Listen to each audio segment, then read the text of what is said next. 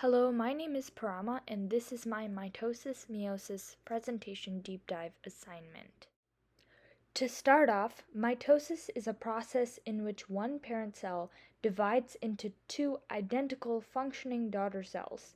The cells are genetically identical to each other and what they split from. In the cell cycle, mitosis occurs after interphase when the cell's nucleus already has the DNA duplicated. Mitosis has 4 phases. Before mitosis can start, the cell needs to copy its DNA in the nucleus, and that is where interphase occurs, and also where the cell prepares for mitosis. The first phase is prophase, where the chromosomes condense and the spindle fibers form. Then, in metaphase, the chromosomes line up on the metaphase plate and the spindle fibers start extending towards the kinetochores of the chromosomes. Next, in anaphase, the sister chromatids separate and move along the kinetochore microtubules towards opposite ends of the cell. Finally, in telophase, the genetically identical sister chromatids are at opposite ends of the nucleus, and the microtubules push the two portions of the cell apart to form two lumps in the cell. In cytokinesis, the cell pinches itself into two cells. The main purpose of mitosis is for growth and to replace worn out cells. The majority of the cell divisions that happen in your body involve mitosis. During development and growth, mitosis populates an organism's body with cells, and throughout an organism's life, it replaces old, worn out cells with new ones. For single celled eukaryotes like yeast, meiotic divisions are actually a form of reproduction, adding new individuals to the population, and they are also identical to each other because of this. If not corrected in time, mistakes made during mitosis can result in changes in the DNA that can potentially lead to genetic disorders. The goal of mitosis is to make sure that each daughter cell gets a perfect, full set of chromosomes. Cells with too few or too many chromosomes usually don't function well. They may not survive, or they may even cause cancer, which is basically sudden and rapid dividing or rapid mitosis. So, when cells undergo mitosis, they don't just divide their DNA at random and toss it into piles for the two daughter cells. Instead, they split up their duplicated chromosomes in a carefully organized series of steps. Moving on to meiosis, which is a process where a single diploid cell divides twice to produce 4 cells containing half the original amount of genetic information, or haploid daughter cells.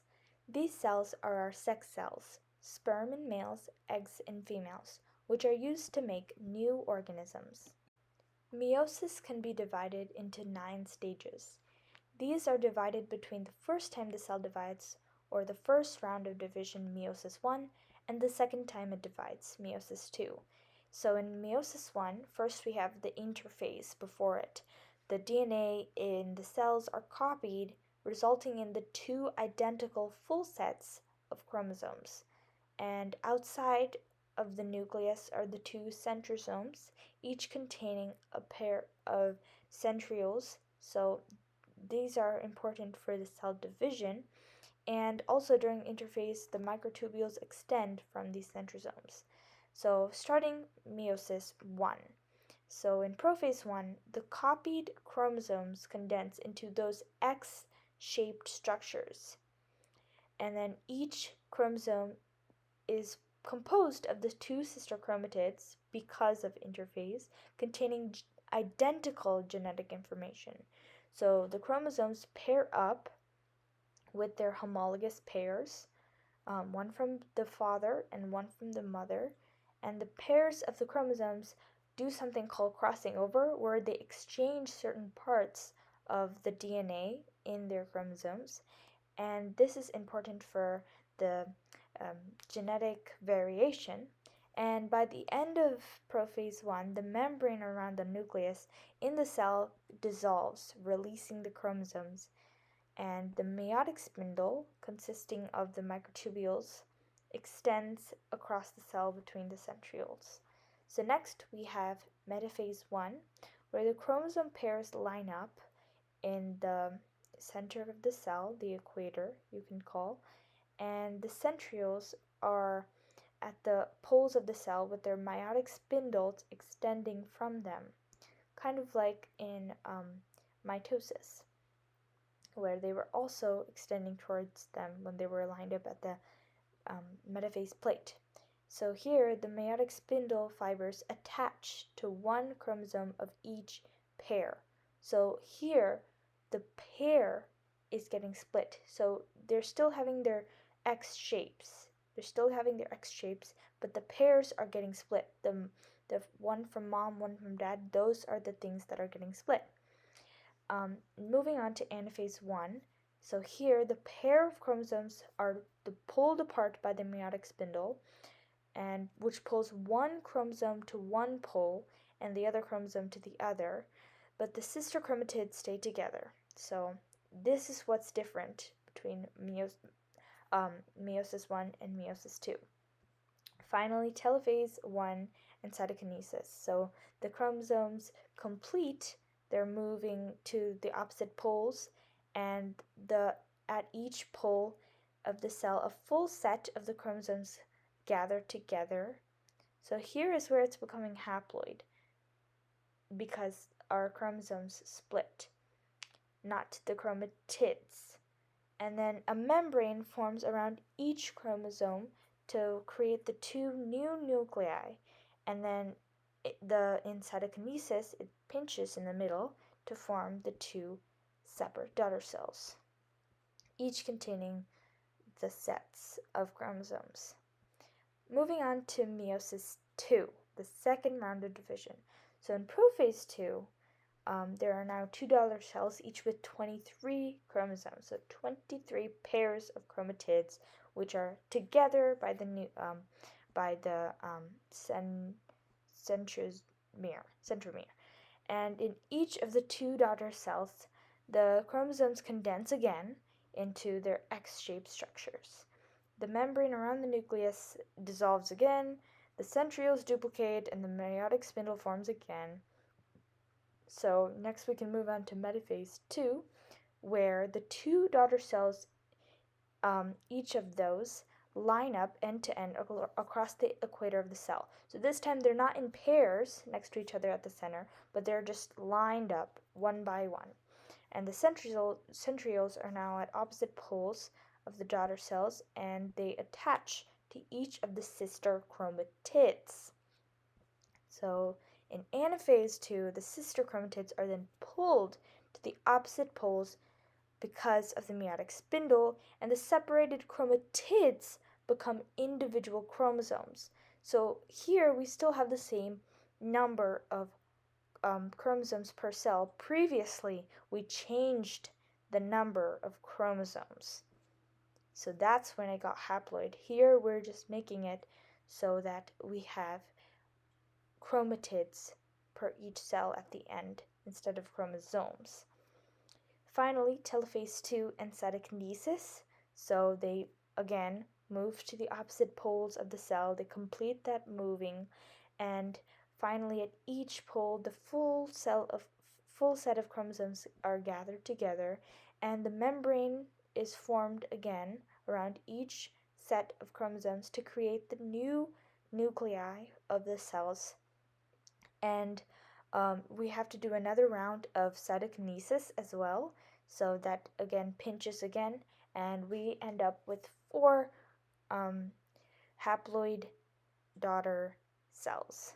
So in males, these 4 cells are all sperm cells. In females, one of these cells are an egg cell. And then this is a cool fact. The other 3 are polar bodies, small cells that did not get to develop into eggs, so apparently one was the chosen one. The purpose of meiosis is to produce gametes, so the sperms and eggs, with half of the genetic information of the parent cells. So when the sperm fertilizes the egg, the organism can have the same number of chromosomes as the parents did in the previous generations. So we're combining both so that the child is like a mix of their parents.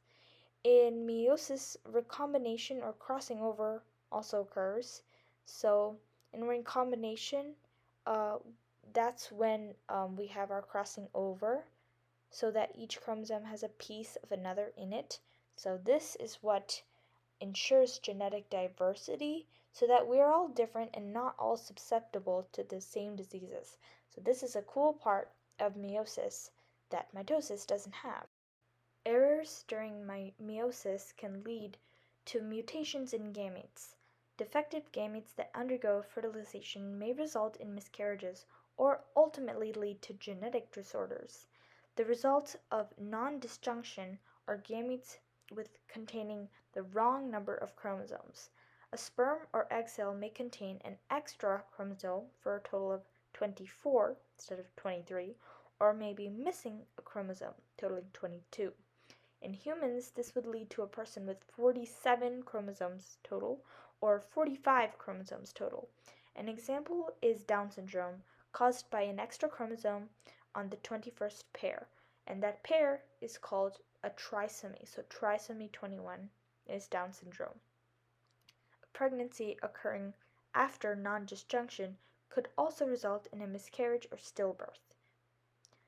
If the extra or missing chromosome is a sex chromosome, chromosome 23, X and Y, the results tend to be less severe than in non-sex chromosomes, chromosomes 1 through 22, called autosomes.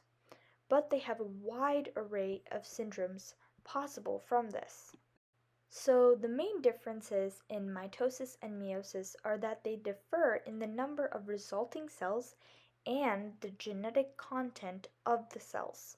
In mitosis, the parent cell and the two daughter cells are all genetically identical to each other and are all diploid. In meiosis, however, the parent cells and the four haploid daughter cells are all different due to them having different numbers. So the parent cells are diploid, and also they cross over in prophase, and they have independent assortment, which means that they can be in any order when they line up during metaphase and split during anaphase.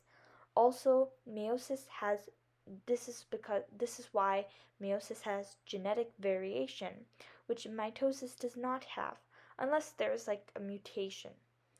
Both mitosis and meiosis duplicate their information in interphase, but mitosis duplicates once and meiosis duplicates twice during their actual process. Mitosis just splits its chromosomes in half, with both chromatids becoming a new chromosome. Meiosis first splits the homologous chromosomes, the homologous pairs, one from each parent. Then, in the second division, it splits each chromosome in half. The purposes are all different as well. The purpose of mitosis is to create an exact copy of itself so that a wound can heal or an organism can grow and develop, having the same cells as it had before. The purpose of meiosis is to create gametes in order to create new organisms themselves. Both produce new cells and have the same basic steps and start with a single parent diploid cell.